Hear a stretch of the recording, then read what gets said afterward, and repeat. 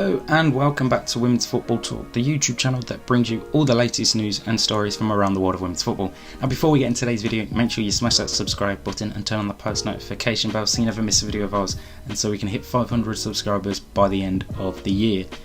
So we see the return of the football in league form this weekend after we have finally finished the international break, the last one of 2022. And whilst there were some good friendly results, obviously England remaining undefeated throughout the year and Northern Ireland causing an upset against Italy, we are finally glad that league football is back and will take centre stage this weekend. So let's have a look at the games happening across Europe this weekend, and we'll start obviously here in the WSL, and the game of the weekend taking place at the Emirates on Saturday afternoon sees Arsenal play Manchester United.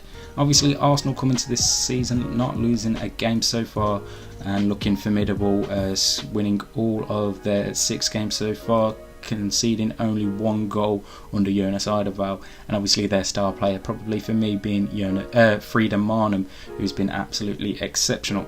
Now we're recording this on Thursday pre-press conference from any of the managers, so injury news and full updates aren't fully available as of yet.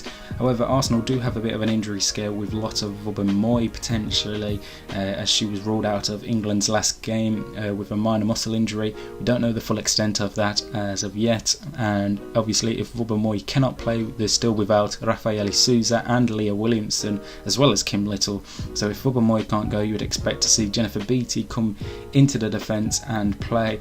And then a bit of worry as well is Steph Catley midweek played 90 minutes for the Matildas, and obviously coming back from Australia, the potential for jet lag obviously is there, so we don't know how she will fare for that game. However, if it was Sunday, I think she would be fine in that sense. But Manchester United on their hand, they'll be looking to get back to winning ways after losing to Chelsea 3-1 obviously just before the international break, so Mark Skinner's side will be looking to turn that around during the international break, or just at the start of it. Obviously it was announced that Ella Toone had signed a new deal to remain at the club until 2026, which is good news for Manchester United fans. And now a look at the rest of the games this weekend. The early kickoff on Saturday is at 3 o'clock from Walton Hall Park as Everton play Manchester City. Brian Sorensen's side in 7th place, picking up 9 points so far. Now the only bit of team news I'll be able to doubt from this one is that Jess Park won't be available for this, as she is on loan from Manchester City. So in terms of replacement, I'll probably expect to see Gio Queiroz come in, who's obviously on loan from Arsenal. And then the rest of the games this weekend, on Sunday at 1 o'clock we see Chelsea take on Tottenham from Stamford Bridge, and the news this morning coming from Chelsea is that Erin Cuthbert has signed a new deal to remain with the Blues until 2025. And then the rest of the fixtures, at 2 o'clock we see Aston Villa taking on Reading from Villa Park. We have Brighton and Hove Albion versus Liverpool also at 2 p.m, and then West Ham versus Leicester at 3 o'clock to round off this weekend's fixtures. So obviously with it being the men's international break, we actually get to see 3 games this weekend taking place in the men's stadiums, which is absolutely fantastic to see, and looking forward to this weekend's games in the WSL.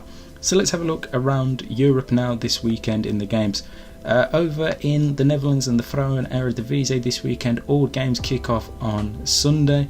The main standout fixture being Ajax versus PSV. Ajax are looking really formidable so far this season in the Eredivisie, whilst PSV are a little bit off the way down in 5th place.